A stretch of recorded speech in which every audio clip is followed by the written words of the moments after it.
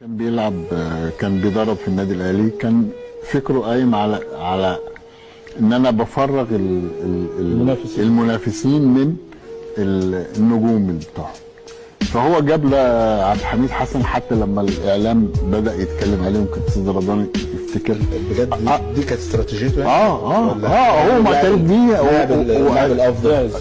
لا، هو ده كان معترف بيها، والكابتن عادل القيعي كان قالها برضه، لان هو كان بيبني فرقته. التصريح انت سمعته؟ انا سمعتوش. لا، مش من جزئيه. لا ما قالش. لا، عادل القيعي ما قالش كده. لا، قال لا، انا هيقول اصل ما في حدش هيقول على نفسه ان انا بفرغ المنافس. ما اعرفش يمكن هو وجهه نظره.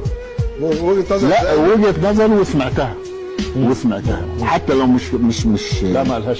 لا، انت ما تقوليش ما قالهاش. هو ما قالهاش، ممكن ما قالهاش في الاعلام، لكن اتقالت في قعدات. في قعدات خاصه. ماشي. فانا عاوز اقول لك المفهوم، الفكر كان مختلف. في الاهلي كان في ايام جوزيه مزدحم باللعيبه.